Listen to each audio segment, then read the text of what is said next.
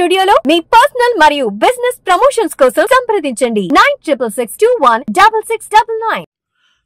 తెలుగు ప్రజలారా, ఈ వింతను గమనించారా? అసెంబ్లీకి రారు కానీ పదవులు కావాలి. ప్రజలు వీరికి అసెంబ్లీలో 11 స్థానాలకు పరిమితం చేశారు. 11 స్థానాలతో వీళ్ళు ఏమి చేయలేరు. ఒక అసెంబ్లీకి ఒక రూల్స్ రెగ్యులేషన్స్ ఉంటాయి.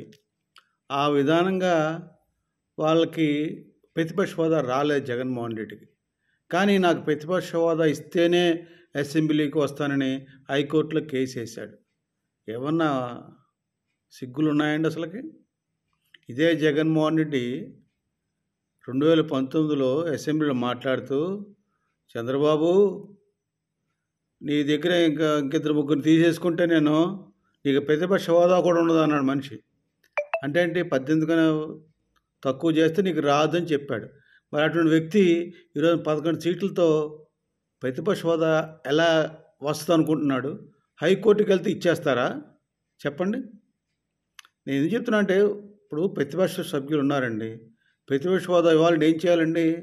వాళ్ళు అసెంబ్లీ కార్యక్రమాల్లో పాల్గొని ప్రజలకి జరుగుతున్న అసౌకర్యాలని చిత్రీకరించి మనం వీళ్ళేం చేయాల్సిన పని లేదని, మీ అసెంబ్లీ పరిగణలో సపోజ్ విజయవాడ ఈస్ట్లో ఏమేమి ఉన్నాయి, ఏమేమి అసౌకర్యాలు ఉన్నాయి, వాటి గురించి పేపర్లో ఏమి రాస్తున్నారు, అవన్నీ సభకు తీసుకొచ్చి ఆ కన్సర్న్ మంత్రి గారికి, అయ్యా మంత్రి గారు, మా నియోజకవర్గంలో ఈ ప్రాబ్లం ఉంది, ఇది సాల్వ్ చేయాలి, ఈ ప్రాబ్లం సాల్వ్ చేయాలని అసెంబ్లీలో ప్రజల కోసం మాట్లాడాలి, మంత్రులను ఒప్పించాలి, ఆ పనులు తొందరగా వేగవంతంగా జరిగేట్టు చూడాలి.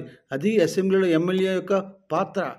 మరి అటువంటి ఎమ్మెల్యే పాత్రను పోషించకుండా, ప్రజల గురించి మాట్లాడకుండా అసెంబ్లీలో బయట కూర్చుని మేము అసెంబ్లీకి రాము, మాకు ప్రతిపక్ష హోదా ఇస్తే అతను రాకపోతే జగన్మోహన్ మిగతా ఎమ్మెల్యే రావాలి కదండి. వాళ్ళు రారట, పంపించరట. అంటే అర్థం ఏంటండి? వీళ్ళు అసెంబ్లీకి రారు కానీ వీళ్ళకి పదవులు కావాలి. వాళ్ళు పెద్దిరెడ్డి మాట్లాడతాడు వింతగా,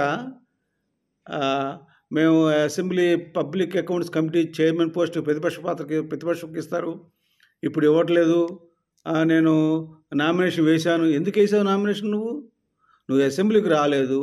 అసెంబ్లీలో ఆల్రెడీ 2 సెషన్స్ జరిగిపోయినాయి.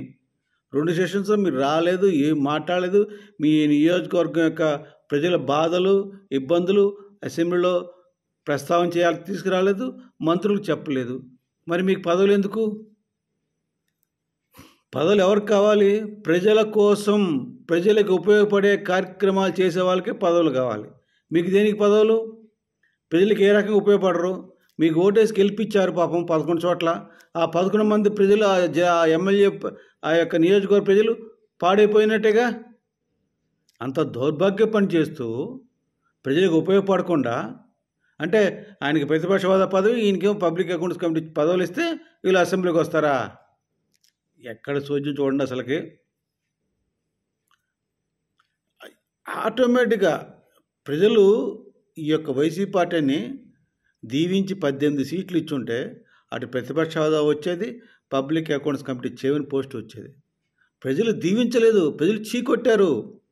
గత 5 సంవత్సరాల్లో ఎంత దరిద్రంగా, ఎంత హీనంగా, ఎంత ఒక రాక్షసత్వంగా పరిపాలించకాకుండా భయభ్రాంతులతోటి భయం పెట్టేసి, నోరు తెరిచి అడిగే ధైర్యం లేకుండా చేసేసి, దోచుకొని అమాయకులను ఇబ్బంది పెట్టి, వాలంటీర్లను అడ్డు పెట్టుకొని, వాళ్ళ యొక్క ఇన్ఫర్మేషన్ గ్యాదర్ చేసి 30,000 మంది మిస్సింగ్ అయ్యేది చేశారే. ఏమనాలి వీళ్ళని?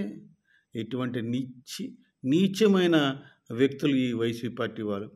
వీళ్ళకి పదవులు కావాలి. ఎందుకని పదవులు వీళ్ళకి? ఎవరి కోసం? జీతాలు తీసుకొని పెన్షన్లు తీసుకోవడానికి. వీళ్ళకి ప్రజలకు ఉపయోగపడరా? ప్రజల గురించి అసెంబ్లీలో మాట్లాడరా? బయట కూర్చొని మాట్లాడతారు. బయట ఏం కూర్చొని మాట్లాడతారండి? చెప్పండి, మీరే నిర్ణయించుకొని తెలియజేయలేరా? ఈ వ్యక్తులు సిగ్గు లేకుండా ప్రెస్ మీట్లు పెట్టి పెద్దిరెడ్డి మాట్లాడారు. నాకు నవ్వు వచ్చింది. అందుకే వీడియో చేస్తున్నాను. ప్రజలకు ఉపయోగపడని ఈ ఎమ్మెల్యేలు పదవుల కోసమే బతుకుతాము, పదవులు ఉంటేనే మేము అసెంబ్లీకి వస్తామని ఇటువంటి నికృష్ట మనుషుల్ని ఎమ్మెల్యేలకు ఎన్నుకున్నందుకు మీరు సిగ్గుపడాలనిపిస్తుందో సిగ్గుపడండి.